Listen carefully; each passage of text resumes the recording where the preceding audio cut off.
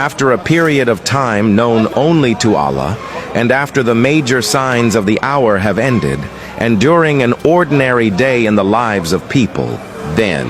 Mom! Look.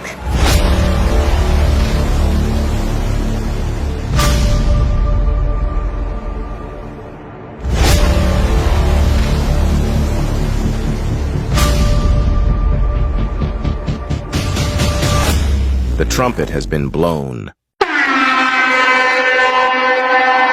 The earth quakes, the sky splits open, and the mountains collapse. The seas boil and erupt. The stars fall one by one. Everyone is in a state of panic and chaos. The day a person flees from his brother, his mother, and his father. The day mother abandons her child and runs, a brother turns away from his sister. Everyone screams, "Myself! Myself!" There is no more injustice today. Today, every soul will be recompensed for what it has earned. This is the promised day, the day of truth, the day of judgment. But before we start, if you love Prophet Muhammad, hit like and subscribe to the channel and praise Allah in the comments. Then Allah commands the angel of death to seize the souls of all remaining living beings. The angel of death proceeds to take the souls of everyone, one after another, until none remain alive. After that, he begins to take the souls of the angels themselves, starting with the lesser angels and moving on to the greatest among them, Jibreel, Mikael, and Israfil. One by one, their souls are taken, until none remain but the angel of death himself, standing alone in the vast emptiness, awaiting the final command from his Lord. The angel of death says, his voice weary, "My Lord, none remain alive but me." Allah the Almighty says, "Die, O angel of death." The angel of death says, "By your might and majesty, if I had known that seizing the soul was this severe, I would have begged you not to assign me the task of taking the souls of your creation." A complete silence envelops everything. The gates of the heavens and the earth are closed. The universe is empty. To whom belongs the dominion today? To Allah, the One, the Subduer.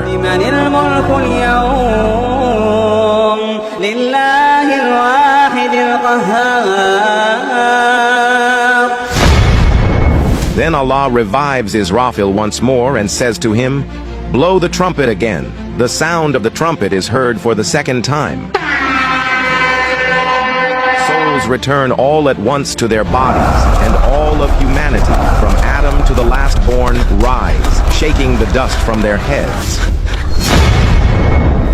On the day when they will come out of the graves rapidly, as if they were racing towards a goal, you hear the voices of the sinners, "Woe to us!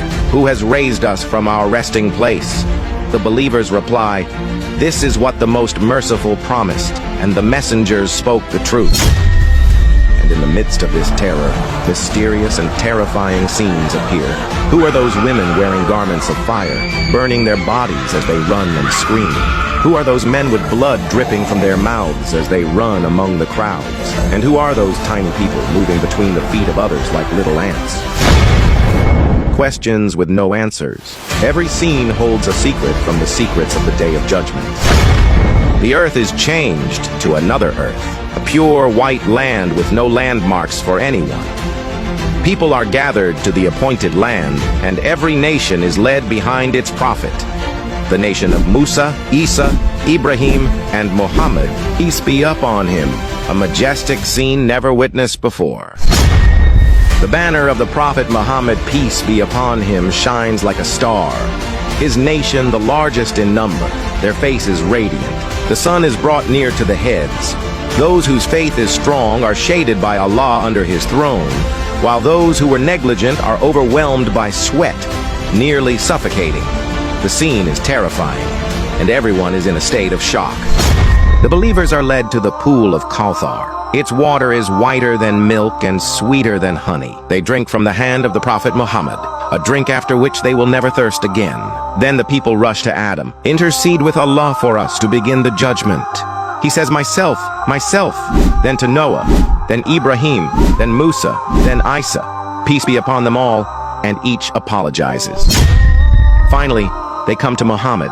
He prostrates beneath the throne, and Allah says, "O Muhammad, raise your head and ask, you will be given." He says, my nation. Here, Allah's mercy descends upon whomever He wills, and the reckoning begins.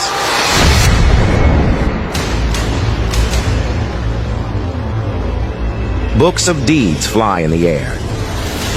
Each person catches their own book. These are the books of deeds. No action, big or small, is left unwritten. Those who receive their book in their right hand will be joyful, saying, "Come, read my record." But those who receive their book in their left hand will be sad, saying, "Oh, if only I had never received this book, never known what I did." Different faces and feelings appear. Here is the young man who was saved from the punishment of the grave in the last episode. Now he receives his book in his right hand and looks happy. Some secrets start to become clear. The women who were raised with their clothes burning are those who used to show off their bodies in an immodest way and caused trouble. The people who were raised with blood dripping from their mouths are those who took interest, riba, and the rights of others. Those who were raised as small as ants are the ones who were proud and arrogant on earth. Did you think that we created you for nothing and that you would not return to us? The angels start calling the nation of Islam. They are the first nation to be judged. There are two types of judgment. The first type is easy. These are the good people who did good deeds in life and followed Allah's rules. Allah's mercy covers them, and their good deeds are heavier, even if they have some sins. The second type are those who disobeyed Allah and did bad deeds. They will be asked about their actions in detail, and whoever is questioned like this will be in trouble. The judgment continues for billions of people. There are different situations. For some people, their good deeds are more, and for others, their bad deeds are more. Some people will be covered by Allah and not exposed. Others will be exposed for their bad deeds.